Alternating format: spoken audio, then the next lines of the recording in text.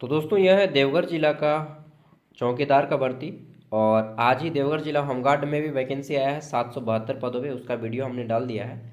और देवघर जिला ये चौकीदार का वैकेंसी है, ये परमानेंट जॉब है। इसमें कुल 80 पद हैं, 80 पदों पे भर्ती आई है। चलिए डिटेल में जानते हैं सिर्फ 5 मिनट में।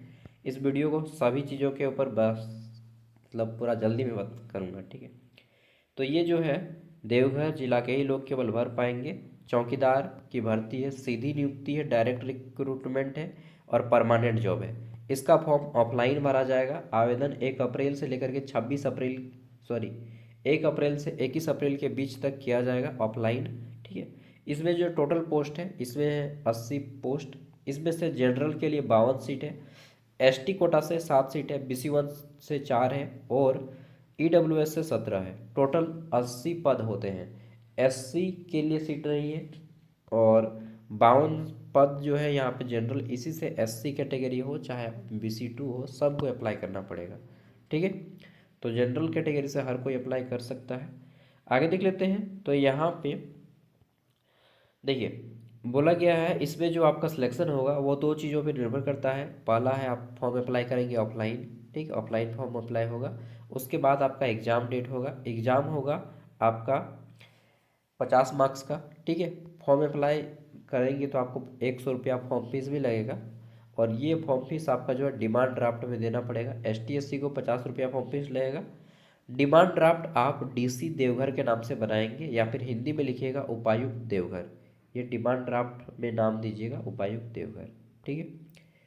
फॉर्म फीस 100 रुपया, डिमांड ड्राफ्ट भी आपको देना पड़ेगा ओरिजिनल वाला। और डिमांड ड्राफ्ट केवल उसी का बनता है जिसका चेकबुक है। चेकबुक किसी का भी हो काम चल जाएगा, ठीक है। फॉर्म को भरने के लिए आपकी कम से कम उम्र 18 वर्ष और अधिक से अधिक उम्र 35 वर्ष होनी चाहिए, ठीक है। उम्र सीमा 1 अप्रैल 2024 के आधार पे काउंट, सॉरी 1 जनवरी 2024 के आधार पे काउंट किया जाएगा। मतलब अभी जिसका उम्र 2026 में 20 साल हो रहा है वो इस फॉर्म को भरेगा, ठीक है। क्योंकि 18 साल 2024 के आधार पे बोला गया है, जबकि अभी 2026 चल रहा है, ठीक है। आगे देख लेते हैं। तो सबसे पहले आपका एग्ज़ाम होगा। जो लोग एग्ज़ाम में क्वालिफाई करेंगे 50 मार्क्स का एग्ज़ाम होगा, ठीक है। और जो लोग एग्ज़ाम में क्वालिफाई करेंगे उसको ही केवल दौड़ में शामिल किया जाएगा। दौड़ जितनी वैकेंसी है उसका 3 गुना लोगों को लिया जाएगा एग्ज़ाम में। यानी कि 80 वैकेंसी है तो इसका 3 गुना, यानी कि 8 या 24, 240 कैंडिडेट का दौड़ लिया जाएगा, ठीक है। अब 240 कैंडिडेट का दौड़ लिया जाएगा। यहाँ पे आपका मेजर किया जाएगा हाइट। जनरल और OBC उम्मीदवार की हाइट 160 सेंटीमीटर होनी चाहिए। ST SC की हाइट 155 सेंटीमीटर होनी चाहिए। महिला, चाहे आप जनरल हो, ST हो, SC हो, कुछ भी हो, आपकी 148 सेंटीमीटर हाइट है, यानी कि 4 फुट 10 इंच हाइट है तो अप्लाई कर सकते हैं, ठीक है। अब यहाँ पे आपका दौड़ होगा केवल दौड़, हाई जंप लॉन्ग जंप इसमें नहीं होता है, इसमें केवल दौड़ होगा और दौड़ का नंबर दिया जाएगा। पुरुष उम्मीदवार 1 मील दौड़ होगा। 1 मील मतलब 1600 मीटर का दौड़ होगा। 1600 मीटर का जो दौड़ होता है, ठीक। अगर आप 5 मिनट या उससे पहले दौड़ को कंप्लीट कर लेते हैं तो आपको 20 अंक दिया जाएगा। अगर आप 5 से 6 मिनट के बीच में दौड़ को कंप्लीट करते हैं तो 10 अंक दिया जाएगा, ठीक है। महिला अगर 8 मिनट से पहले दौड़ को कंप्लीट करते हैं तो आपको 20 अंक दिया जाएगा।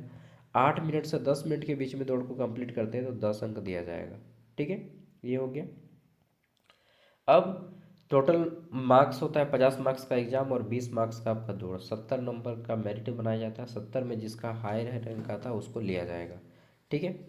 और अगर कोई होमगार्ड में काम कर रहा है, मान लीजिए 2 साल या 5 साल काम किया होमगार्ड में, तो उसको 10 नंबर मिलेगा। प्रत्येक साल का 2 अंक मिलेगा, 5 साल का 10 अंक मिलेगा।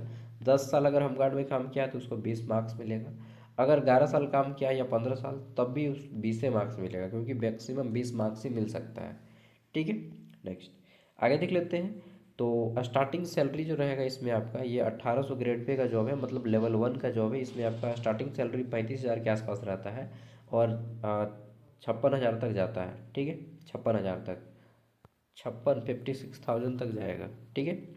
आगे देख लेते हैं। तो ये फॉर्म जब आप अप्लाई कीजिएगा तो ऑफलाइन फॉर्म है और आपको अपना बीट का नाम, लिफाफा जो लीजिएगा आप, लिफाफा के ऊपर आपको अपना बीट का नाम, बीट संख्या, गांव का नाम, पंचायत, ये सब भरना पड़ेगा। यहाँ पे जो चीज़ बोला गया है उसको आपको लिफाफे के ऊपर लिखना होगा, ठीक है।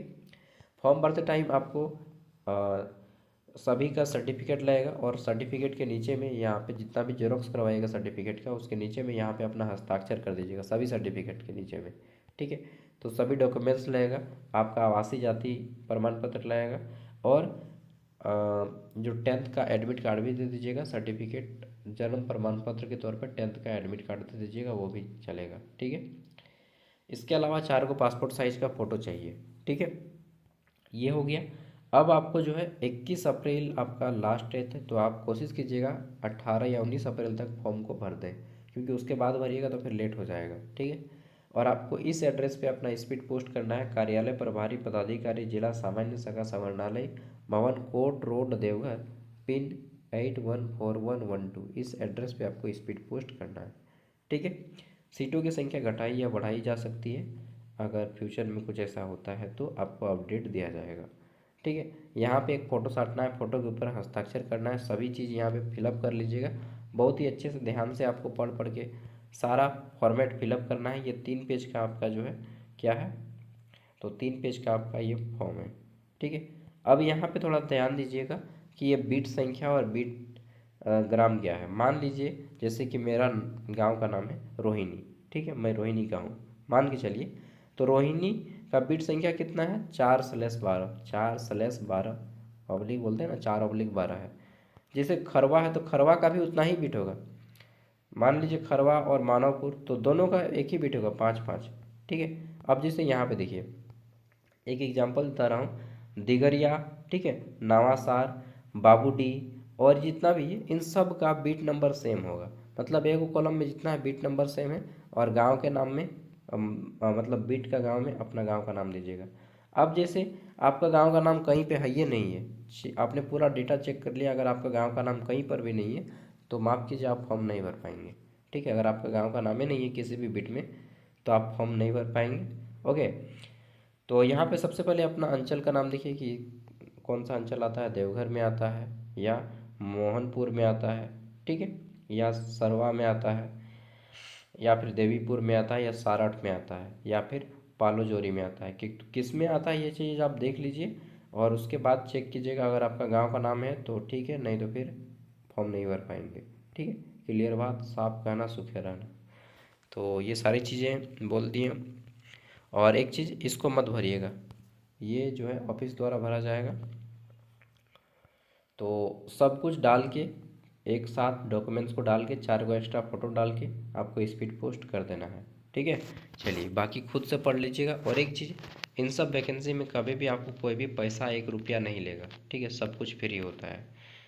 चलिए मिलते हैं अगली वीडियो में, काफ़ी ज़्यादा रात हो गई है, 10 बज गया है यार, तो मुझे भी सोना है। बाय। और इसका PDF वीडियो का डिस्क्रिप्शन में आपको मिल जाएगा।